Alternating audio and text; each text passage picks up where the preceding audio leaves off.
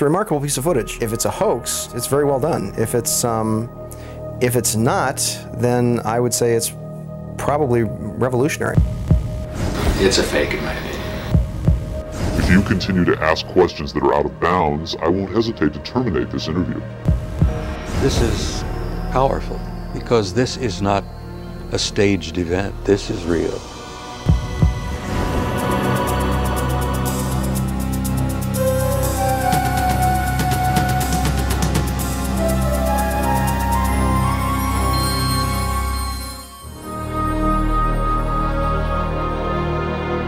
Interest in UFOs and Area 51 is at an all-time high. Last year, a highly rated TV special and best-selling home video purported to show an actual autopsy of an alien being from the famous Roswell, New Mexico crash of 1947. Many people and even some experts believed that autopsy footage was genuine. If that was indeed the body of an alien being from another world, could the footage in this program be the world's first hard visual evidence of an actual living and breathing alien being? An alien being communicating in an interview with a highly covert arm of the U.S. government? If the footage we're about to show you is genuine, then this could very well be the most important video in the history of mankind, proving once and for all that we are not alone.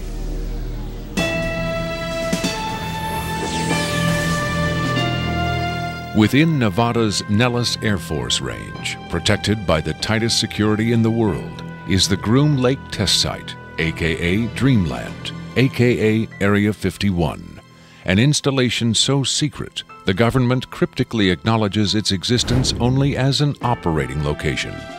Until recently, the military flat out denied the presence of such a base.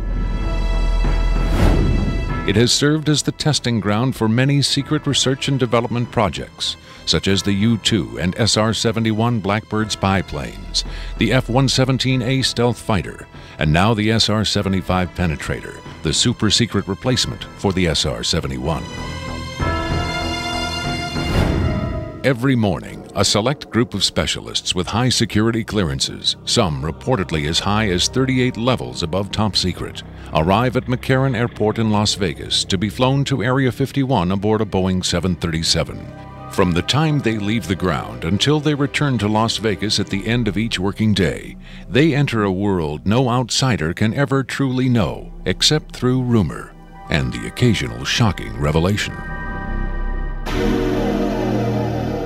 In 1989, a physicist named Robert Lazar went public with the stunning claim that the United States government was test flying disc-shaped aircraft of extraterrestrial origin at Area 51. Interviewed in silhouette by a Las Vegas TV reporter, Lazar, calling himself Dennis, claimed to be employed at a site on the outskirts of Area 51 known as S4, where he was part of a team attempting to back-engineer the saucers to discover the secret of their advanced propulsion system. It was a very sleek, thin-looking, flying saucer-shaped craft. There were 9 total. I only got to essentially work, back engineer, or analyze one of the craft. It's very plain. It's all one solid color, a grayish pewter color, the same color as the outside of the craft. There are no sharp corners anywhere. Every device in the craft, the seat, the amplifier housings, everything has a rounded corner on it, almost as if it was all fashioned out of wax and then slightly melted, so everything curved, even where the ceiling meets the floor on the end. Everything has a curve to it.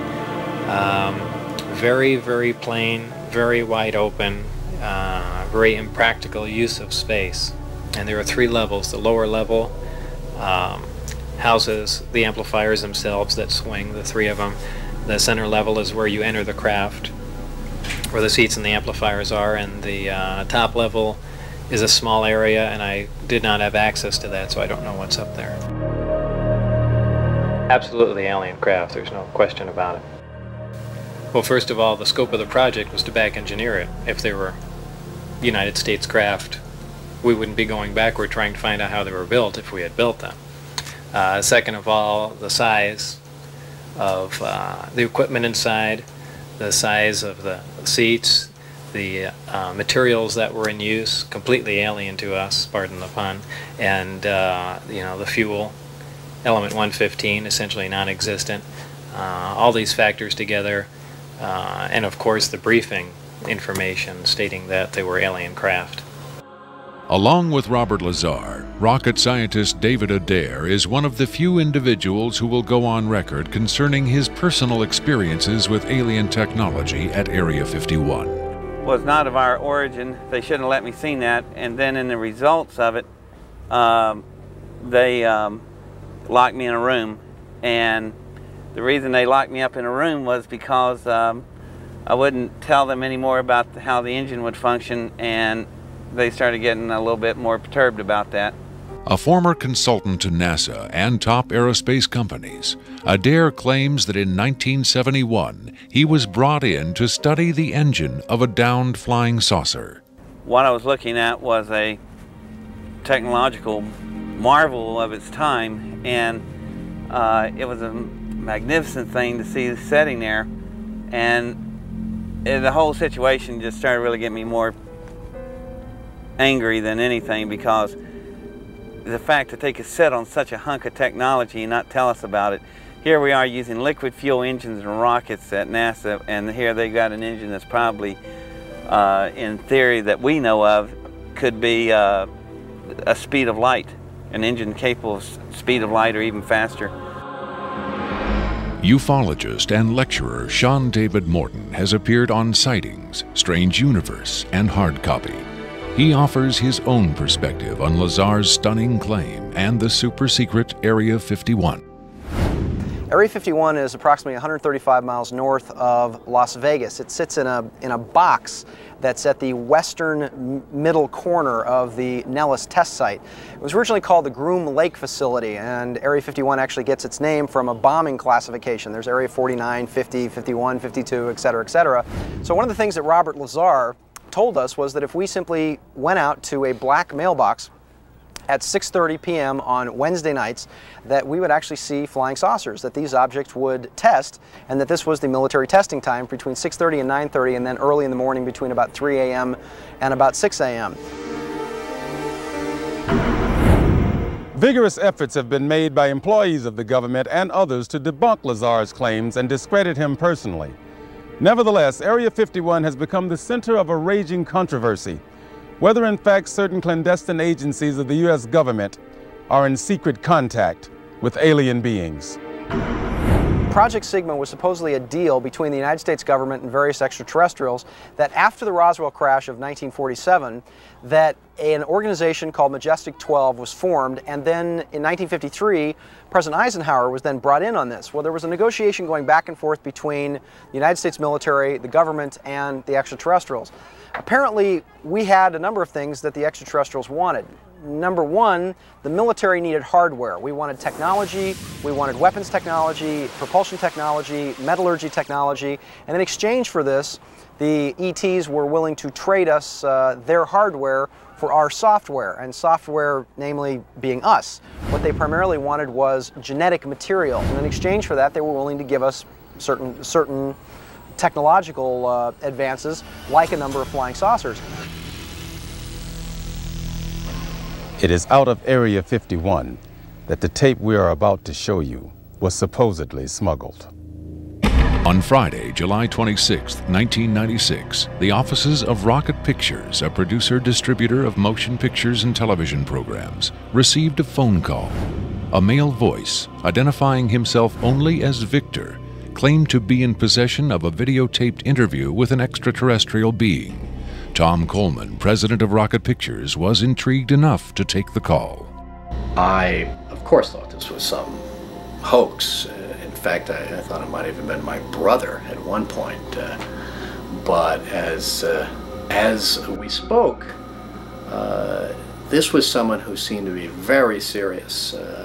We went back and forth on this, and I basically decided that, you know, this is a little bit too weird for me. Thank you and goodbye. As I hung up, I had a very strange feeling that maybe, just maybe, there was something here. He said he had a tape of a space alien, an ET, that was being held in a military installation in Nevada. I'm not sure as a prisoner or a guest. And he had this on tape. As we've already heard from Sean Morton and others, this is not the first time allegations have surfaced that the U.S. government is playing host to extraterrestrial biological entities, or EBEs. The first and most famous alleged contact was the Roswell flying saucer crash of 1947. This is the incident from which the alien autopsy footage supposedly originated. But there have been persistent rumors that not all of the aliens retrieved from the Roswell crash were dead. The final fate of the survivors, if any, is unknown. 2 years later, however, in 1949, another alien is reported to have survived a saucer crash, and this being, known as EBE-1, was taken into custody and kept at a safe house. EBE-1 supposedly suffered from chronic health problems, which the doctors of the time were helpless to treat. According to a controversial, possibly fraudulent briefing document dating from the Jimmy Carter administration, EBE-1 was interviewed by means of pictographs, from which it was learned that he came from the Zeta Reticuli star system. Can we eliminate one or more of these categories from discussion? The laborious process of developing a set of symbols that could be used and understood by both human and alien amounted to the creation of a new language. If such an effort was made, it represents the greatest achievement in linguistics since the deciphering of the Rosetta Stone.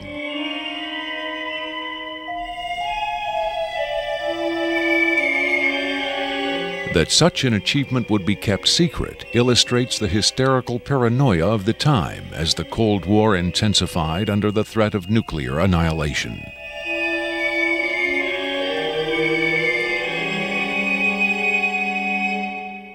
The so-called Carter-Aquarius briefing document states that EBE-1 died of unknown causes on June 18, 1952.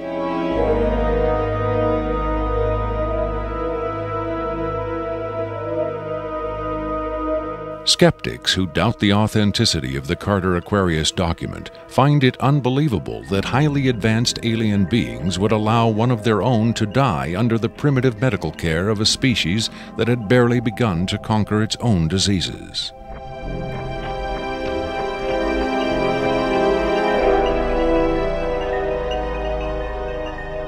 But as we will hear, there are those who claim that to the aliens, death is not a final end to be feared, but a mere transition.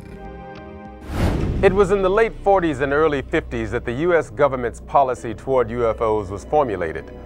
Publicly, there was Project Blue Book, which made a great show of gathering data on all the major UFO sightings, finally declaring them all to be hoaxes, mass hysteria, or swamp gas. But secretly, there may have been another policy at work. Over the years, several documents have come to light which seemingly confirm that a clandestine group, Operation Majestic 12 Group, aka MJ-12, was formed by special classified presidential order on September 24, 1947, for the express purpose of gathering information on UFOs and extraterrestrials, while at the same time keeping such information not only from unfriendly powers, but from the American public as well. If indeed Area 51 has become the nation's repository for alien technology and possibly alien visitors, then the extra-constitutional justifications for such secrecy were developed in the MJ-12 Group's planning sessions. James B. Forrestal, Secretary of Defense under President Harry Truman, is widely accused of being the mastermind behind the creation of MJ-12. Once created, Majestic may have expanded its mandate beyond what Forrestal had intended. Whatever secrets Forrestal may have known concerning flying saucers and alien visitors, that knowledge died with him when in 1949 he mysteriously plunged to his death from a window at Bethesda Naval Hospital. Though he was being treated for depression, many UFO researchers doubt that his death was a suicide and point to the sinister workings of the possibly mythical MJ-12, which in their hypothesis may have been protecting its secrecy from a man who had come to believe the people had a right to know. As late as 1989, according to Bob Lazar, the identification badges at Area 51 read MADGE for Majestic. In December 1994, a document purporting to be the Majestic 12 Group Special Operations Manual was leaked to a noted UFO researcher. It contains the following directive under the heading Isolation and Custody. EBEs will be detained by whatever means are necessary and removed to a secure location as soon as possible. There follows this disturbing amplification. Although it is preferable to maintain the physical well-being of any entity, the loss of EBE life is considered acceptable if conditions or delays to preserve that life in any way compromise the security of the operations. From the beginning of the UFO age, it seems, secrecy was always the government's prime directive. In 1988, another anonymous government source, codenamed Falcon, claimed that a second extraterrestrial biological entity, EBE-2, voluntarily became a guest of our government, allowing himself to be examined and interviewed. In this scenario, Area 51 became, for a time at least, a sort of extraterrestrial embassy, the setting for mankind's first attempt at diplomacy with beings from another world. Different sources disagree as to how communication was established.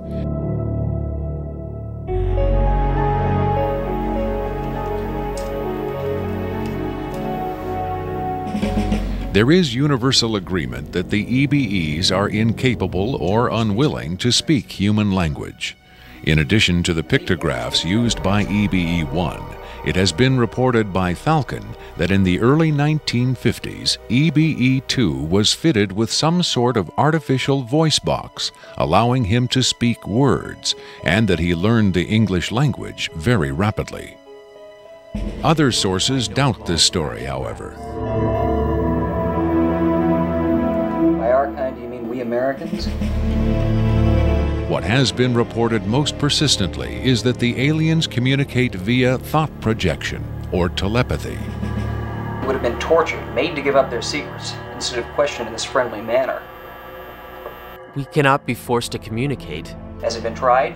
Not by us. We speak to who's ever willing to listen. The idea of telepathic communication with alien beings carries with it the same doubts and controversy attached to telepathy itself. Do the practitioners of this ancient art really have the ability to read minds? Or are they crafty charlatans who simply tell the listener what he or she wants to hear? If the cynics are right, then the self-proclaimed telepaths recruited by the government in the 1950s were playing an astoundingly daring hoax by claiming to speak for the mute visitors from the stars. Defenders of telepathy call this notion preposterous and point to the long history of government-funded research into mind reading as proof that their science has merit. In the last 4 decades, there have been persistent, often contradictory rumors and even eyewitness accounts of other alien visitors meeting secretly with military or government officials. But what about today? The Tester Corporation has recently come out with a model kit of Gray, the extraterrestrial life form, and a scale model of the so-called sport model, the UFO Bob Lazar says he studied at Area 51. This UFO kit has quickly become one of the most successful model kits in the history of the company. If the military is, in fact, conducting tests of extraterrestrial spacecraft at Area 51, then where are the alien creators of these craft? In his first TV appearance under the pseudonym Dennis, Bob Lazar was asked if there are living aliens at Area 51. Clearly nervous, he evaded the question by saying, quote, "I really want to steer away from that right now," unquote. In subsequent interviews, however, he admitted catching a glimpse of two scientists talking to a strange short figure with long arms. He also reported seeing several documents that seemed to contain first-hand information on alien civilizations. Lazar is skeptical of a claim made by Falcon that a group of EBEs have been given complete control of a separate base within Dreamland. But he does admit having read a report of a tragic misunderstanding between military personnel and alien beings in the late 70s. Lazar states that it had to do with bullets the MPs were carrying, and that the bullets might explode, possibly due to a field the aliens had generated in that area. This encounter supposedly resulted in the deaths of all the humans involved by head wounds. But if there was ever a large-scale alien presence at Area 51, Lazar saw no evidence of it doing his work at S4 in the late 80s. Is it possible that the deadly misunderstanding of 10 years earlier brought human-alien cooperation to an end? In his September 21, 1987 speech to the UN General Assembly, President Reagan himself did little to dispel the notion that this deadly misunderstanding brought human-alien cooperation to an end. In our obsession with antagonisms of the moment, we often forget how much unites all the members of humanity. Perhaps we need some outside universal threat to make us recognize this common bound. I occasionally think how quickly our differences worldwide would vanish if we were facing an alien threat from outside this world. Are the inconsistencies between various tales coming out of Area 51 evidence that these stories are lies? Or are the discrepancies the result of an intentional campaign of disinformation designed to discredit any elements of truth that may be reaching the public? If so, how does Victor fit into the jigsaw puzzle of questionable witnesses to the alien presence at Area 51? Is he a hoaxer, a government dupe, or a frightened whistleblower with the hard evidence to back up his story? I made it very clear to Victor that his credibility was the entire issue here, and that everybody's going to think this is a hoax, and that how are they going to possibly verify this?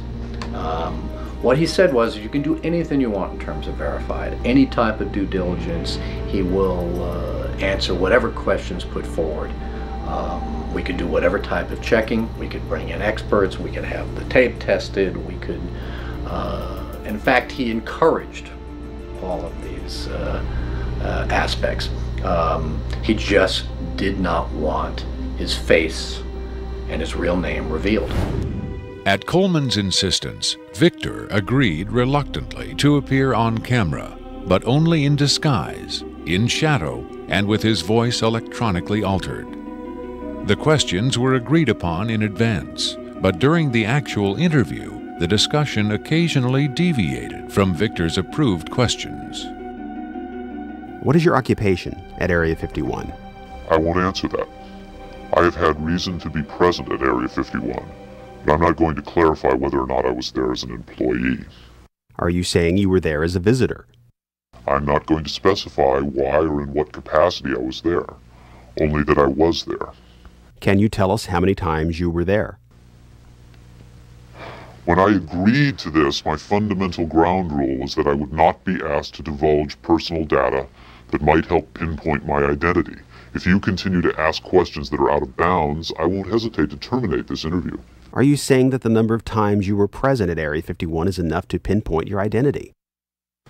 Any specifics will narrow the field of suspects. Of course, I could lie. Let's say I've been there 47 times, or anyway more than once. Let's turn to the tape itself. The copy you've supplied is not the original tape. No. Was the original at Area 51 when you copied it? That's out of bounds. Is it fair to assume that the copying of tapes at Area 51 is heavily restricted? You can assume anything you like. I would say that's a fair assumption. That's obvious. I will say that this tape was copied under special circumstances. Otherwise, copying it would have been impossible. Can you be more specific? More specific? Okay, I'm sure they've figured this much out already. Recently, there was a wholesale transfer of video documentation from analog tape to digital disc storage. In a couple of instances, this allowed data to leak from a highest security system to a less high security system. Even so, this particular tape was the only... I think that's about all I'll say about that. Was there something about this particular clip that made it more accessible to be copied? Not necessarily, no. Was there something about the content that caused them to file it differently or give it special handling?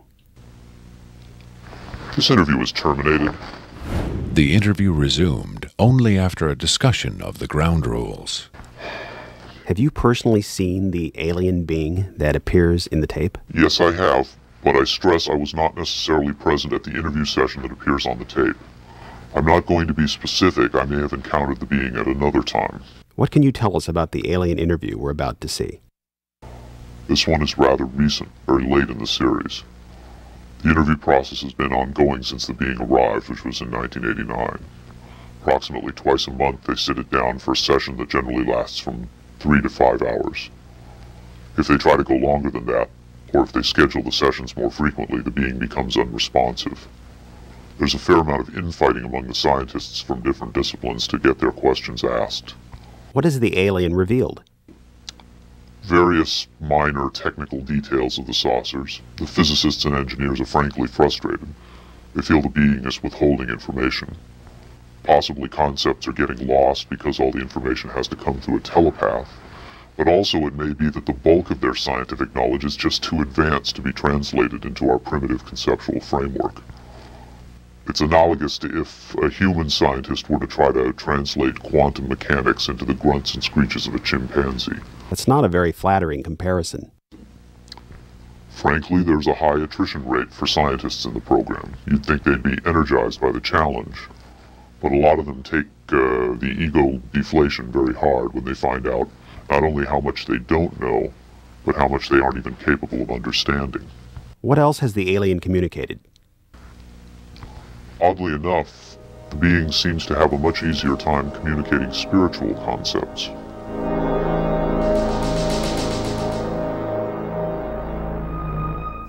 The human body is a vehicle, a vessel. And the vessel must be maintained to serve the spirit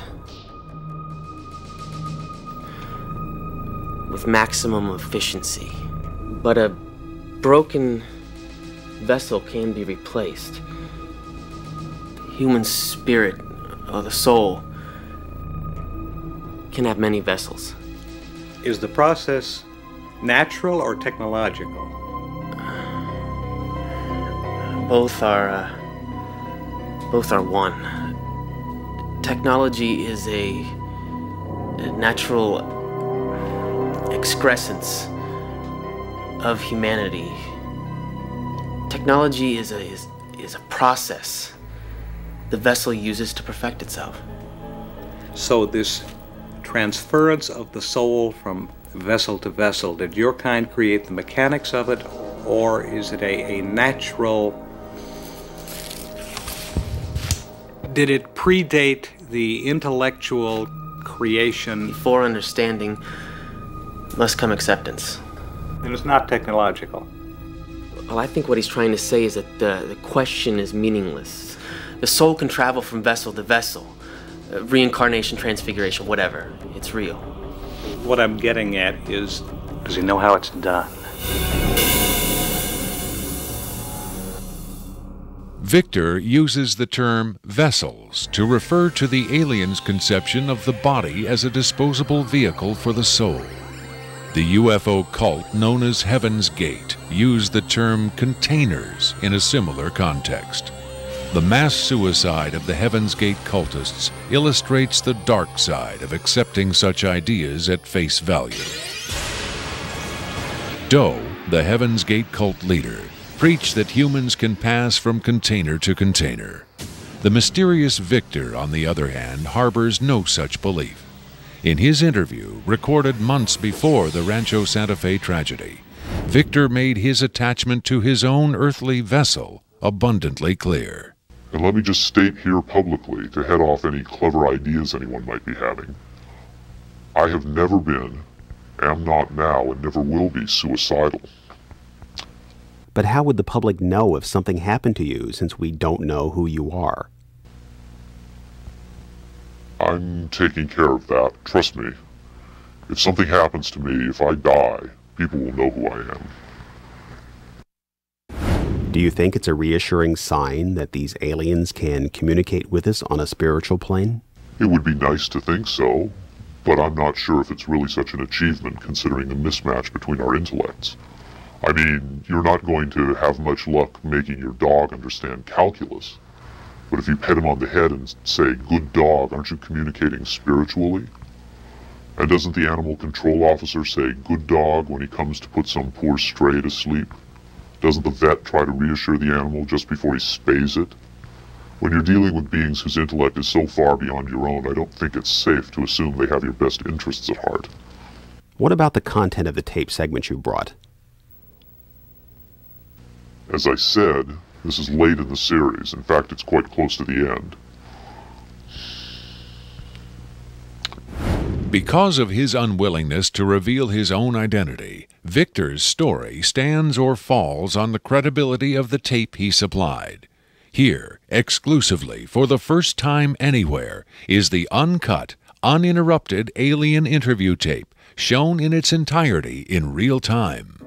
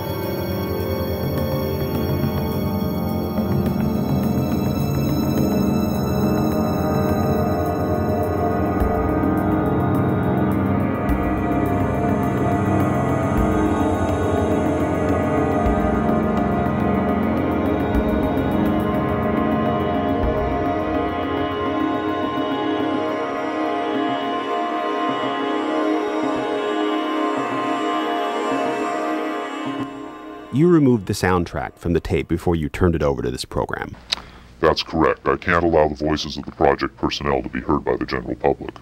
There's a very good chance their family or friends on the outside might recognize them. Isn't your purpose in releasing this tape to expose Area 51 to the world? My purpose is to expose the existence of the aliens, not compromise these individuals. I made the decision to come forward. I'm taking precautions to protect my own identity, and I don't think it's fair for me to put these others in danger of exposure. In any case, the interview on the tape went nowhere. It was interrupted, as you'll see. Can you describe for us what we're seeing? All right, we're looking at the interview suite at S4. It's kept dark for the comfort of the aliens. The figure who is just barely visible in the left foreground is the telepath, and behind the camera is a raked seating area for observers. Although in this case, I believe the only other person present was a military aide. The alien is seated behind a glass partition in a biocontainment area, which is maintained at Biosafety Level 2, the lowest designation. That's primarily for the protection of the aliens, not us. The theory is that if they were going to infect us with an alien bug, it would have happened 50 years ago. In fact, all the indications are the aliens eliminated microbial and viral life from their own ecosystem long ago. They aren't susceptible to our diseases directly, but it has been shown that microbes can reproduce and form colonies within their respiratory systems, which tends to exacerbate the debilities they seem to suffer anyway in our environment. In fact, you can see here the alien is beginning to flag. The interview was not going well. The telepath was trying to clarify some points from a previous interview, but he wasn't receiving coherent responses. As you can see, the being is in real distress. At this point, the telepath is sending out a message to the medical staff. He's trying to communicate with the alien, but he's getting no response.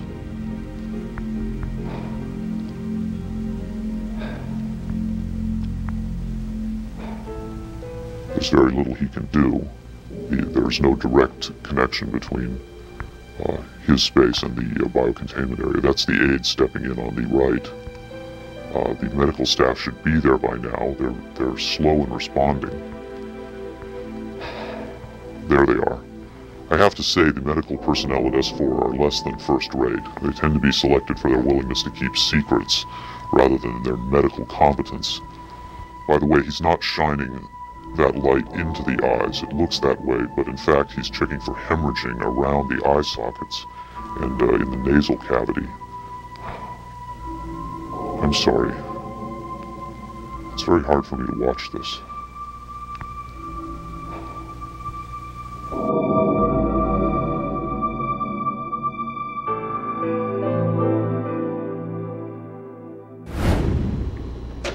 You're asking me if I think this is real? That have I finally seen a space alien? You know, I don't know. But I do know this. I know that this is not a tricked up version like the alien autopsy. It doesn't attempt to distract you away from the alien. It doesn't have that cinema verite, black and white. It doesn't go to great lengths to try to fool the audience. It's straight ahead. It's an alien on tape. Pretty much the way you'd probably film it. The point is this: what if it is real? In evaluating the authenticity of the alien interview tape, the logical place to begin is with the videotape itself. What can the technical details of this recording tell us about its origin? Rocket Pictures sent Victor's original tape to the Phoenix laboratory of renowned image analyst Jim Delatoso. Using the most up-to-date digital technology, Delatoso tried to determine the tape's authenticity. I've been exploring, looking at different aspects of the image itself to develop questions for a matrix on is it real or is it fake. I grabbed a frame in the computer and we're outputting it now in digital format, and you can see that we have an absolutely solid picture. What we've done is taken the picture and moved it over so that we can look at the information that's in between the frames. Now, when we look at the motion video, we can see that it still is not bad. And when we have this little indicator down here, it tells me that the original image was transferred using some kind of time-based corrector. These are video screens up here, television, video monitors, and they're off at an angle. If this was shot using a video camera with lines on it, we would see moire patterns up there, and we don't see the moire patterns. So there's a probability that this was shot originally on film, possibly a film stock like 7252 or 7247, depending on the lighting.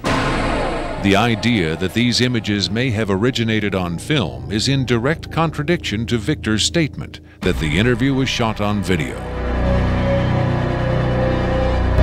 On closer inspection, Delatoso decided the images could indeed have been recorded by a video camera under certain specific conditions. In this case, I get the sense of it that this was originally created using either film, transferred telecine to beta, that then this is the third generation, or it was taped under very low light conditions with the video gain boosted probably 12 dB. Even the emotionless analysis of a computer cannot provide a definitive answer. Delatoso's efforts yield tantalizing hints, but in the end they only increase the mystery. One of the key things about this creature are its eyes. Like the other experts, video analyst Jim Delatoso was emotionally affected by what he saw. He took the tape very seriously and offered this personal opinion. If someone faked this, I don't like these people. I think it's a bad thing for people to do, because if extraterrestrials come here, it's an incredibly important thing to understand who they are and why are they coming here. If this is not faked, I think we've got a glimpse here of a sense of communication with someone who came from a long distance away. When asked his opinion of the alien interview, Adair was careful to answer only in terms of his own experiences. If you're referring to the film where it's aliens being interrogated at Area 51, I don't know. I've never seen a UFO in my life. I've never seen aliens pickled in a jar or anything like that. But I know I saw an engine that wasn't from our terrestrial technology. If you're looking at an engine like that, it came out of a craft. If it come out of a craft, then that craft has occupants. So it's very logical to assume then that those occupants could still be here and they could be interrogating them, or they could have downed another craft since 1971. Makeup artist John Criswell has provided special effects creatures for many Hollywood motion pictures and television shows, such as Spaced Invaders and Babylon 5. Hired by Rocket Pictures to create the aliens for the recreation segments of this program, Criswell was very interested to finally see the real thing. By Hollywood standards, I would say it's a pretty decent puppet. Well, to be honest with you, I would love to buy this being real, but it's probably a hoax. Well, I think this is a really cool design, and it's a great concept, but I think I could have done better. Whoever did this, I mean, they could have a job in Hollywood in a minute, no problem. This one has a much creepier quality than the alien autopsy tape, I think. That one I definitely didn't buy just because of the way it laid on the table. There was a couple of things. This actually, whoever did this was, or if someone did this, they were very clever because it it hides a lot of stuff. So that's what makes me kind of disbelieve it a little bit. But, you know, who knows? Criswell thought the alien exhibited movements that would be difficult to fake. There are moments when this looks very real, and I don't know how they did certain little things about this. So right when I would say that it's definitely a puppet, he moves a certain way, or he'll lift up in the frame and all that, and all these little things are important to the, you know, to the character of it. Academy Award winner Rick Baker is one of Hollywood's reigning masters of makeup effects. He transformed Eddie Murphy into a 300-pound man for The Nutty Professor and has created monsters for countless films, including An American Werewolf in London and the UFO-related Men in Black. Baker dismissed the tape as a fake. Yeah, this doesn't fool me. I don't buy this. I think this is a puppet, and you've got a table in the foreground that's hiding the rest of its body. You've got some kind of, whatever that instrument is in the foreground, it's hiding. It's also lit very mysteriously. I think if you were going to record this alien, you would want to see it, and you wouldn't want to hide it behind a table, and you would light it in a way that would show up much more than this. This particular movement, this head-jerking movement here especially, looks very puppety to me. It looks a little overdone and very much like a guy with his hand inside this thing maneuvering it. I guess he's supposed to be ill here. Is that what's going on? It just looks like they went to a great deal of effort to hide as much of the anatomy other than the head on this puppet, and I just don't buy it. I would be willing to stake my reputation on the fact that I think this is a hoax. It's very interesting to see them. In Baker's opinion, there was no controversy at all. It's a fake, in my opinion. We could build better. We have built better. UFO expert Robert Dean, on the other hand, had no doubt whatsoever that the tape was authentic. This is powerful because this is not a staged event. This is real. In the 1960s, Robert O. Dean served as an Army intelligence analyst at NATO headquarters in Europe, where he claims to have seen first-hand evidence of alien beings and their artifacts. Retired from the Army, he is now a highly regarded UFO researcher and analyst. Dean was asked to view the tape and offer his expert opinion. Treating him like a piece of livestock, wiping his lips. Calling on his own first-hand experience for comparison, Robert Dean was stunned and moved by what he saw. That breaks my heart.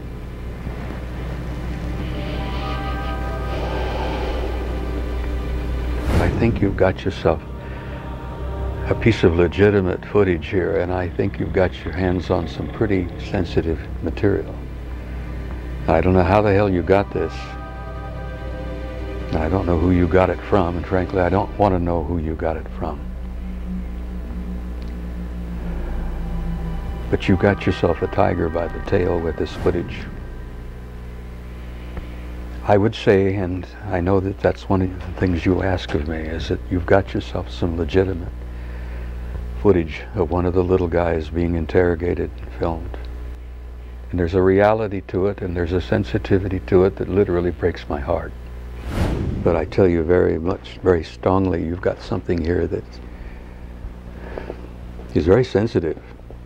Well, I know that the level of classification on this kind of a thing is so far damned above top secret that you can't imagine how sensitive this kind of thing is, and how delicate it is, and how tightly the government sits on anything like this. Sean Morton looked for clues to the tape's authenticity in the technical details of the interview's setting. Okay, there's a couple of interesting things about the tape right off the bat. Morton tried to decipher the time code at the bottom of the screen. First off, what you're looking at in the time code is DNI's Department of Naval Intelligence. So Department of Naval Intelligence, this would probably be a file number 27. It could be a security level, however, because security levels are supposedly go up to Q36, or the highest ones that we know about. The first interesting thing about that is that I'm noticing what looks like a medical monitor, and look at how slowly and erratic the heartbeat is. The heartbeat is literally 1, 2. It's very, very erratic, and it looks as though the heartbeat, being as erratic as it is only about, from counting that, it looks like it's about 30 a minute or so. Morton suggested an alternate explanation for the video's dim lighting. One of the unusual things about most of these particular race of aliens is they are very, very sensitive to light. So a lot of these interviews are conducted in very darkened rooms. To Morton's eye, many features of this alien dovetailed with accounts of other first-hand contactees. Another strange thing about the physiognomy of these creatures is, as well, is if you will notice that the neck itself is not at the back of the head like a human being is. The neck is actually in the center of the head, which is what actually gives it problems holding its head and its neck up. Whatever this is, it's being taken, the interview is actually being done through a piece of glass, which is probably something somebody faking the photographs probably wouldn't think about. Right there we see that the creature appears to be choking. The dark eyes, in many cases, are actually a form of lens that guards the creature against untoward sunlight. It's a remarkable piece of footage. I mean, it's very, very, very, very interesting. If it's a hoax, it's very well done. If it's not, then I would say it's probably revolutionary. Another expert who was asked to examine the tape was Michael Hesseman, one of Europe's leading UFO researchers and author of the international bestseller Beyond Roswell. When I got the first information about the alien interview footage, and when I saw the first picture, I said there might be a connection to a real incident. Hesseman was intrigued both by the alien's appearance and by Victor's claim that the being arrived at Area 51 in 1989. If it is authentic, it might be the most significant film ever published, ever shown on television. For several years now, Hesseman has been investigating reports that the South African Air Force shot down a flying saucer in the Kalahari Desert in 1989. According to Hesseman's sources, 2 survivors were retrieved from the downed saucer. One was sent to Wright-Patterson Air Force Base in Ohio, and the other to Area 51. The extraterrestrial in Victor's tape bears a striking resemblance to descriptions of the Kalahari ET, and the timing of its appearance at Area 51 is consistent with the South African incident. If you see the drawings we have of the Kalahari alien and the descriptions we have, it seems to be the same being. And the Kalahari incident puts the alien interview footage into a context and gives it at least a probability that it might be real. It might be the real stuff, we just don't know. Whitley Strieber, best-selling author of Communion, claims to have had numerous personal contacts with alien beings. He has become the de facto spokesman for the growing number of people who claim to have been abducted by extraterrestrials. The nationally syndicated television program Strange Universe asked Strieber and several other abductees to view the alien interview tape. What Strieber saw left him profoundly shaken.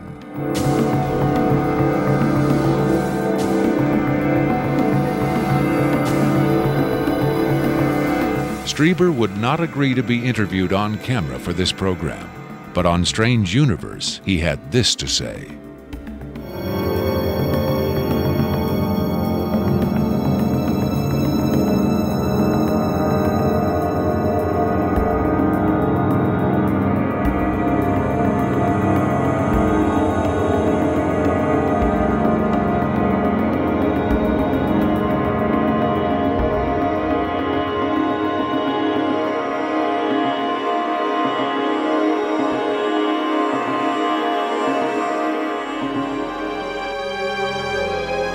On May 23, 1997, Victor gave a radio interview on the nationally syndicated show Coast to Coast AM with Art Bell. Speaking by telephone from an unknown location, Victor answered questions from host Art Bell and his guest, UFO expert Sean Morton. From the Kingdom of Nye, Coast to Coast AM continues with Art Bell. It is going to be a very interesting morning. Let's see if we've got Victor on the line. Victor, are you there? I'm here. Welcome to the program, Victor. Afterwards, this is what Bell and Morton had to say about Victor's credibility. What a hell of an interview, huh? Boy, oh boy, talk about making history on the radio. It was, as far as I could tell, he answered every question properly as far as exactly where the locations are, to the, descriptions of the, the transports, the 737s, to the CTS-43s, the retinal scans, the 5 levels at S4. A veteran of countless controversial interviews, Art Bell still found himself impressed by his encounter with Victor. In the first, I think, half hour, I sensed that I was getting a kind of a runaround, or that I was not satisfied with the quality of the answers that I was being given. But as the interview progressed, and Victor, to some degree, began to relax, I began to get a different sense, and that was that he was telling me the truth. I think Victor was scared. I think Victor really is scared. And so my judgment of the interview after about the first, maybe 20 minutes, half hour, is that we began to get some real information. It was a significant milestone. There's no question about that in broadcasting.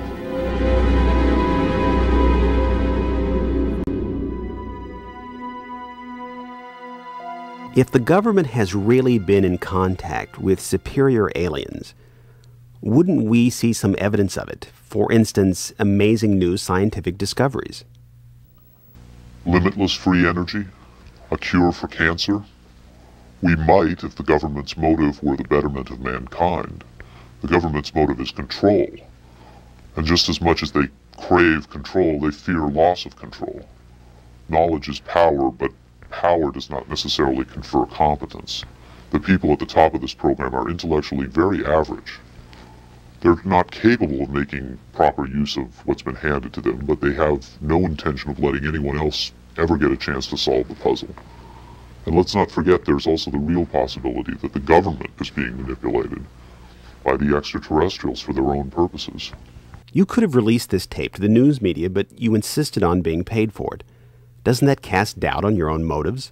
Yes, and I was aware of that going in, but that's a cross I'm prepared to bear. I find it disgusting that the most important event in human history is being kept secret simply because certain unimaginative officials have the power to do so. But at the same time, I do see the irony in my own actions. All I can say is, had I had the choice, I would not have insisted on profiting from this revelation, but since by lifting this veil I've endangered not only my career, but possibly my life, I felt the need for some small measure of monetary freedom to deal with any eventualities. And let me say, I could have demanded significantly more money than I did if I had been willing to compromise my anonymity. There have been other whistleblowers who jumped at the chance to become celebrities, which I think casts even more doubt on their motives than some people may be casting on mine. Do you believe your life is in danger as a result of making this tape public? I would hope not. I would like to think my government is a little more civilized than that, but at the same time I don't intend to give them the chance to prove me wrong. At any rate, to a certain extent, I'm counting on being disbelieved. Obviously, they would like me to be perceived as a hoaxer.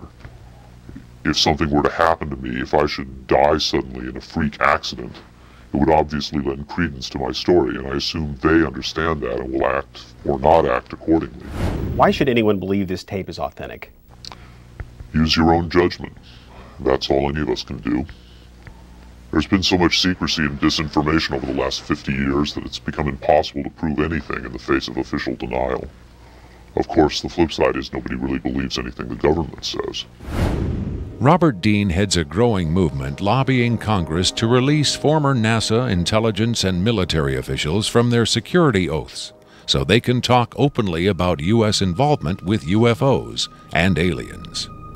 As early as '49, your government knew we were dealing with extraterrestrial intelligence. And then it sort of flew up more and more. Every year there were more discoveries, more conclusions, more contacts. And as you probably know, we have indeed retrieved crashed hardware, and we have reverse engineered it, and we have indeed been flying some of that hardware in this base not too many miles outside of Nellis, near Las Vegas.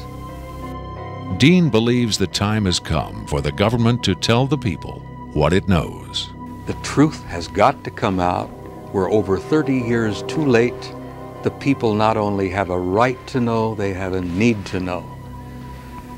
And damn it, I stand in this belief, and I will say this and stand by this till the day I die. Congress has the responsibility, Congress has the obligation to the people, to the Constitution, and to the nation.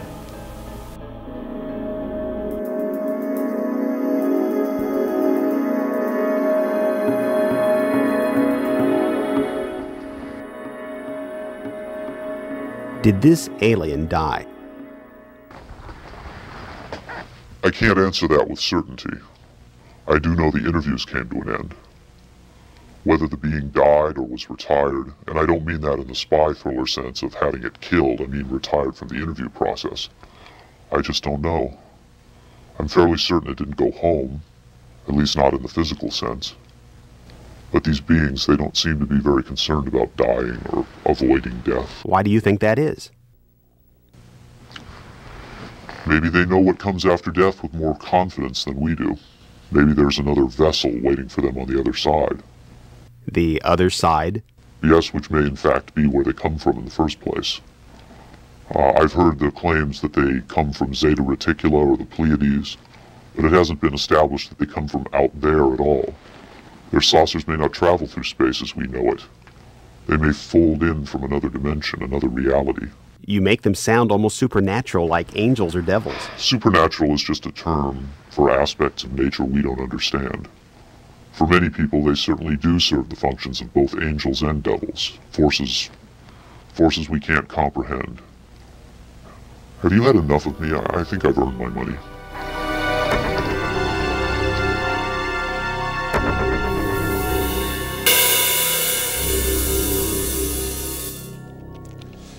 Is seeing believing? Can the images on this little tape really be what Victor claims? To even take the question seriously requires a belief in the possibility of wonder, a willingness to accept an almost unimaginable truth. It's far easier and safer to label it a hoax. I'm standing on Nevada Highway 375. America's official extraterrestrial highway, redesignated last year by the legislature in acknowledgement of the worldwide fame that has become attached to this desolate spot. Beyond those mountains is Area 51, the most widely discussed secret place on Earth. Whether as a hoax or mind-expanding revelation, this alien interview is now a part of the Area 51 legend. There will come a day when the secrecy at Area 51 ends. When that day comes, then we will know whether this tape was real and what the true motive was for its sudden appearance. Until then, we can only speculate, investigate, and hope.